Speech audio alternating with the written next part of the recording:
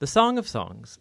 It's a well-known but not so well understood book of the Bible. It's 8 chapters of love poetry. And while there is an introduction and a conclusion, the book doesn't have any kind of rigid literary design, and that's because it's a collection of poems. They're not meant to be dissected or taken apart. They're meant to be read as a flowing whole and simply enjoyed. The first line of the book tells us that it's the Song of Songs, which is a Hebrew idiom like the Holy of Holies or the King of Kings. It's a Hebrew way of saying the greatest thing. So this is the greatest song of all songs. Then we're told in the first line that this Song of Songs is of Solomon, which could mean that he's the author. His name does begin the book, after all. But as you read the poems, you discover that the main voice is that of a woman called the Beloved.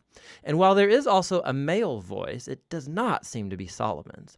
Solomon is mentioned a couple times in the poems, but he's never a speaker. And you do have to admit, Solomon is a very odd candidate as the author of this book, given the fact that he had 700 wives. For the lovers in the Song of Songs, they are the only ones in the world for each other. So the of Solomon likely means in the wisdom tradition of Solomon. He was known for his wisdom, his poetry, his love of learning about every part of life. And Solomon became the father of wisdom literature in Israel. And so his legacy is here carried on through a collection of love poems that explores the human experience of love and sexual desire. The opening poem introduces us to the basic theme of this book. We hear the voice of the young woman who delights in her man, a shepherd. Now, she's not married to him yet, but it becomes clear that they're engaged and they cannot wait to be together. From the introduction, the poems flow back and forth from the woman's voice to the man's, shifting from scene to scene without any kind of clear linear sequence or storyline.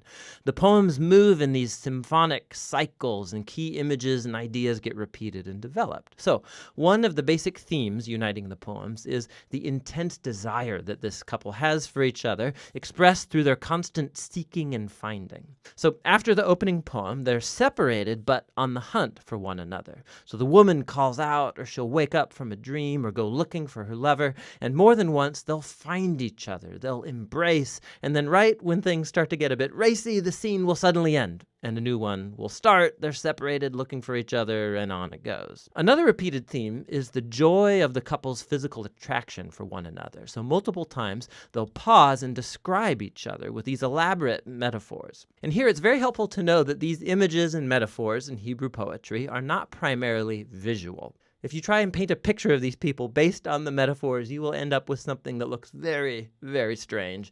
What you're supposed to do is reflect on the meaning of these images as they relate to the man and the woman. So you'll read through the poetic cycles, and the tension will keep building in their desire and joy and attraction. And this spiraling repetition is a poetic way of heightening and focusing on the mystery and power of sexual love.